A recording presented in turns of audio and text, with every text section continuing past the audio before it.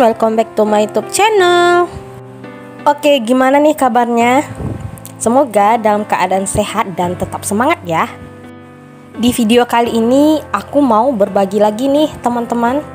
Nah, di sini aku akan sharing ya 10 soal asli UTBK. Nah, tentunya soal-soal yang aku ambil ini adalah soal-soal yang udah pernah muncul ya di ujian-ujian UTBK sebelumnya. Jadi buat kalian yang lagi prepare ujian UTBK ya, nah cocok banget nonton video aku sampai habis. Karena di sini aku bakal mengupas setuntas-tuntasnya ya soal asli UTBK ya teman-teman.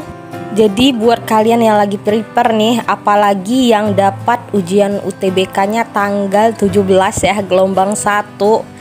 Ya teman-teman harus semakin rajin bahas soal ya, supaya dapat skor terbaik ya. Jadi teman-teman itu sebenarnya targetnya bukan sekedar lulus passing grade, tapi dapat skor yang maksimal ya, skor paling tertinggi, sehingga kalian bisa lulus ya, atau masuk dalam rankingan jurusan yang kalian ambil kayak gitu ya. Oke, tanpa berbasa-basi lagi, yuk ikuti video tutorial pembahasan soal dari aku. Tapi sebelum aku mulai, buat kalian yang mau memberikan subscribe, ya silakan ya, boleh banget. So pasti aku senang banget ya, karena subscribe teman-teman itu bikin channel aku lebih berkembang ya, pasti lebih rame juga. Dan yang pasti lagi, video-video aku bisa direkomendasikan oleh YouTube ya. Oke, silakan diklik tombol subscribe-nya dulu dan di like ya teman-teman. Oke, aku hitung sampai 3. 1, 2, 3. Oke, terima kasih ya buat teman-teman yang nanti bantu aku atau yang sudah membantu aku dengan memberikan subscribe-nya. Next, aku masuk ke video pembahasan ya. Keep watching. Oke, di sini aku mulai dari soal nomor 1 ya. Di sini katanya permintaan komoditas hasil pertanian pada umumnya bersifat. Oke, teman-teman. Kalau komoditas hasil pertanian itu kan barang kebutuhan pokok ya, kayak beras, jagung kayak gitu ya. Atau biji-bijian, umbi-umbi kayak gitu ya. Nah, ini adalah barang kebutuhan pokok. Nah, biasanya barang kebutuhan pokok itu bersifat dia inelastis. Nah, inelastis itu P dan Q-nya tidak berpengaruh ya. P dan Q-nya tidak berpengaruh. Berarti berapapun harga yang diletakkan oleh si produsen, barangnya tetap dibeli. Karena kita selalu butuhkan barang kebutuhan pokok kan. Kalau misalnya beras misalnya, kita makan beras terus kan, makan nasi kan. Kita juga beli kayak umbi-umbi kayak gitu, beli jagung atau yang lainnya, sayur-sayur, itu kan kebutuhan pokok ya. Nah, kebutuhan pokok itu kan tandanya kita tuh penting banget ya, kita nggak lepas dari barang kebutuhan pokok. Jadi nggak ada pengaruh P terhadap Q-nya, berapapun harganya pasti selalu dibeli. Jadi jawabannya D, delta. Oke, next aku masuk nomor 2. Nah, di sini katanya anggaran pendapatan dan belanja negara yang disetujui oleh DPR dapat menjadi pedoman bagi pemerintah untuk membiayai pelaksanaan berbagai program dan kegiatan pembangunan. Hal ini merupakan fungsi APBN untuk. Nah, ini ada kata kunci menjadi pedoman. Oke, ini fungsi APBN sebagai otorisasi ya. Berarti APBN itu dijadikan sebagai pedoman dalam melakukan penerimaan dan pengeluaran negara ya. Penerimaan contohnya pajak, pengeluaran negara contohnya adalah bangun infrastruktur negara. Nah, jawabannya otorisasi A. Oke, next aku masuk soal nomor 3. Di sini katanya Ibu Rani memiliki 5 orang anak. Sejak anak pertamanya masuk SMP,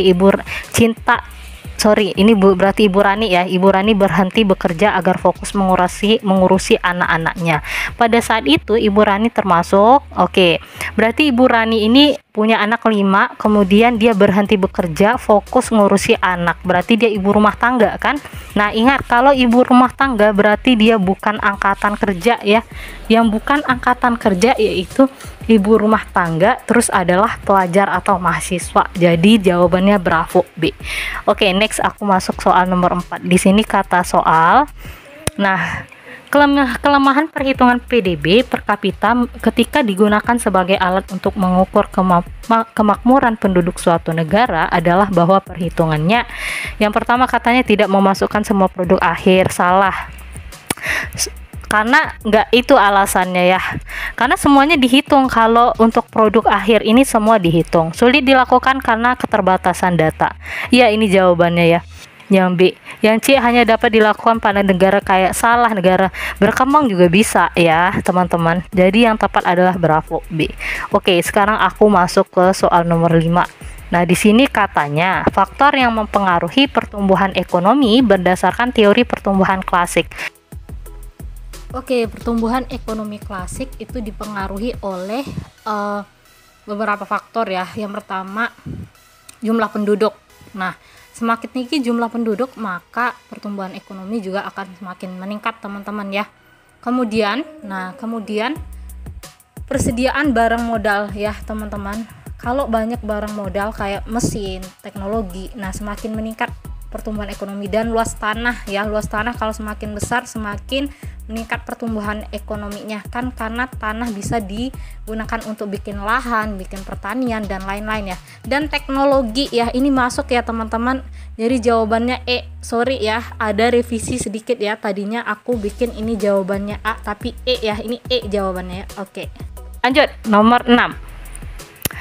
Oke, nomor 6 katanya di sini. Nah, katanya di sini untuk menjaga kelestarian dan keseimbangan lingkungan perkotaan diperlukan adanya tanaman kota yang indah dan sejuk. Tanaman yang indah dan sejuk dalam ilmu ekonomi masuk dalam kategori ini adalah barang publik ya. Barang publik itu adalah barang yang bisa dipakai siapa aja ya, gratis. Oke ya, sip. Next, aku masuk nomor 7. Nah, ini soalnya teori. Oke, teman-teman. Ketika biaya marginal, nah lebih besar dari penerimaan marginal, nah berarti ini MC, biaya marginal lebih besar dari penerimaan marginal, yaitu MR.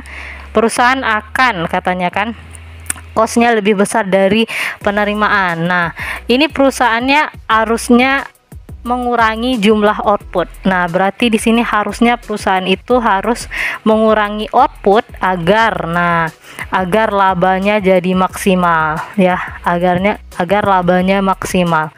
Gitu ya, teman-teman. Jadi jawabannya mana nih? Mengurangi jumlah output agar labanya maksimal. Oke, jawabannya C. Ya. Oke, next nomor 8. Permintaan taksi mengalami penurunan karena adanya taksi online. Fenomena tersebut terjadi karena ini kan antara taksi ya, taksi online dengan konvensional. Ini kan sifatnya substitusi ya. Nah, ini sifatnya substitusi. Substitusi itu hubungan antara P dan Q-nya. P dan Q ini negatif. Berarti ini negatif ya, negatif berbanding terbalik. Di sini katanya permintaan taksi konvensional mengalami penurunan. Berarti ini Q-nya turun, Q konvensional turun. Nah, sorry teman-teman, ini ada revisi ya. P dan Q di barang substitusi itu positif hubungannya ya. Kalau P-nya naik, Q-nya naik, P turun, Q turun. Di sini katanya permintaan taksi online mengalami penurunan harga. Nah, permintaan taksi konvensional mengalami penurunan. Nah, berarti Q-nya turun. Berarti di sini P-nya harus turun. Nah, P yang mana turun? Harga yang taksi online ya, harga yang taksi online. Jadi jawabannya adalah harga taksi online turun. D, delta. Ngerti ya, teman-teman? Berarti ini kan redaksi soalnya kan permintaan taksi konvensional mengalami penurunan. Nah, ini dia ya, permintaan taksi konvensional kan Q ya lambangnya. Q turun berarti itu karena apa? Karena P-nya turun. P siapa? P taksi online. Ingat, hubungan P dan Q adalah positif. Berarti kalau Q turun, P-nya harus turun. Sebaliknya ya. Nah, itu gampang aja ya, teman-teman. Jadi jawabannya delta D. Oke, sip. Semoga dimengerti ya. Oke, itu dia 10 soal beserta pembahasan lengkapnya ya. Semoga dapat dimengerti dan dipahami. Jika ada yang mau ditanyakan ya boleh tulis di kolom komentar ya, jika ada saran ataupun masukan terkait dengan jenis soal ataupun materi-materi apa yang akan aku bikin di video selanjutnya. Boleh juga ya tulis di kolom komentar.